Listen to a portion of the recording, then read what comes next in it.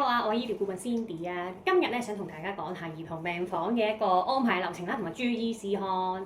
咁咧其實咧都好感謝各位啦，因為有一啲兒童突然間要安排入院嘅 case 咧，都會揾我幫手嘅。咁咧但係因為咧就係我經常遇到呢啲 case 啊，咁所以咧我都想特別咧拎出嚟同大家分享一下，到底咧入院成個流程啦係點安排啦，同埋要有啲咩需要注意嘅咧。第一 part 咧就首先想同大家講下咧，小朋友如果真係需要入院嘅話咧，有啲咩準備咧？第一咧就係要晒所有小朋友嘅資料啊，即係咧佢身份證上面嘅所有嘢啦，中英文名啦、性別啦、出生日期啦，跟住身份證號碼啦或者出世紙號碼嘅。咁第二就當然需要家長嘅聯絡電話啦。咁第三咧就係本身小朋友買嗰份保險啦，究竟佢包嘅係咪床位？譬如係私家房啊、半私家定係大房等等啦。咁咧我集齊晒所有嘅資料之後咧，我就會揾兒科醫生咧去幫手拎房㗎啦。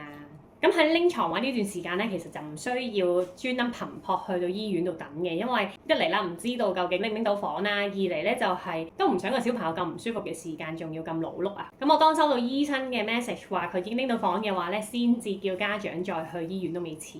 咁我就會 WhatsApp 醫院朋友仔啦，大概咧就會講翻醫生 book 咗咩床位啦，同埋邊間醫院啦，同埋記得咧叫家長咧帶翻小朋友出世紙啦或者身份證咧去醫院嘅入院部登記啦。咁而呢一 part 就非常之重要啦，因為咧醫生已經拎咗床位啦，咁所以咧就緊記咧到醫院嘅時候咧係要去入院部登記啦，就唔係去門診部登記。咁當去到醫院嘅入院部登記完之後咧，就可以直接上房啦。咁當然上到房咧，醫生唔會喺房間度等個小朋友啦，因為有機會啦，可能醫生巡緊房啊，或者可能係之後再過去揾小朋友，即係過去見小朋友。所以咧家長咧都唔使太擔心啊，點解上咗房之後咧醫生唔喺度咧咁樣？咁上到房之後咧，姑娘咧都會直接打電話俾醫生啦，通知醫生咧小朋友已經到咗醫院，咁就睇下有啲咩可以幫到醫生安排啦。可能醫生未嚟之前咧已經幫佢安排，可能做咗一啲檢查，直到醫生嚟嘅時候咧就可以見小朋友啦。咁當然啦，如果係需要住院理賠嘅話咧，就要有 claim form 啦。咁當然如果你哋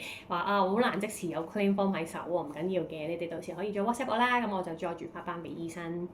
咁咧，我都有一個好得意嘅個案咧，想同大家分享下嘅。點解我會拎呢單嘢出嚟講咧？就係我發現咧，可能真係有一小部分嘅流程出錯咗咧，就成件事都唔同咗啦。咁話說咧，我有一日咧有一晚就收到朋友嘅 message 啦，就話咧一位2歲大小朋友咧有支氣管炎，想安排入院啦。咁當然咧嗰日我都好順利咁樣咧去揾到兒科醫生，兒科醫生好快就拎到床位啦。咁當我再同呢個朋友講翻成個入院嘅流程啦，即係我帶啲乜嘢啊，然之後去醫院嘅入院部登記啊咁樣，咁跟住再問到小朋友家長究竟大概幾時會入到院啊？咁小朋友家長就話7點半左右嘅，咁去到差唔多9點啦，我記得兒科醫生咧就打電話嚟問我啦，知唔知道小朋友幾時入到院啊咁樣？咁我就覺得奇怪啦，明明家長話7點半㗎嘛，咁好啦，咁我就即刻打電話俾醫院朋友啦，咁就睇下知唔知家長去到邊？咁點知咧醫院朋友咧就冇聽我電話啦，就原因為佢嗰日係睇演唱會，所以佢冇辦法聽我電話。咁我亦都即刻打電話俾家長啦，但係打咗好多次電話都冇人聽。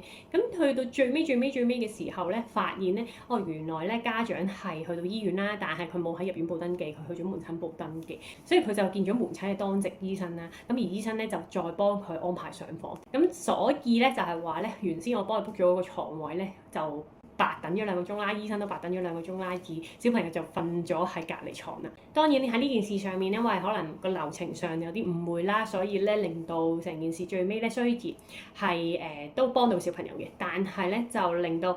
我哋本身揾嗰個醫生咧就白等咗2個鐘頭啦，跟住之後咧亦都浪費咗資源啦。因為點解我咁講咧？其實咧小朋友床位已經好緊張㗎啦，再加上咧喺夜晚黑嘅時間係更加緊張，咁所以咧都希望咧如果真係有機會需要去揾到我哋幫手拎床位嘅時間咧，真係要所有嘅流程細節咧都冇必要同翻家長講聲啦，同埋咧就係我哋中間嘅情況咧就必須要保持溝通啦。咁最後一點咧就係咧，通常咧我哋都會問清楚小朋友嘅，可能講緊小朋友係發緊燒之餘啦，佢有屙有嘔啊，或者係食唔到嘢啊，總之影響到佢日常嘅話咧，咁我就建議大家咧即刻帶小朋友去咗急症門診度睇醫生先啦，唔好等。起碼呢段時間咧，佢去咗醫院咧，點都一定有醫護人員可以幫到手處理到小朋友情況。咁但係另一個情況就係啱啱先起燒嘅，其實冇乜特別嘅，佢仲瞓到覺又食到嘢嘅話咧，可以再觀察下先嘅。咁第二朝咧再幫佢安排去兒科嘅診所度睇醫生。當醫生睇完佢之後認為真係有需要入院嘅時間咧，我哋會再安排佢入院嘅，就係咁啦。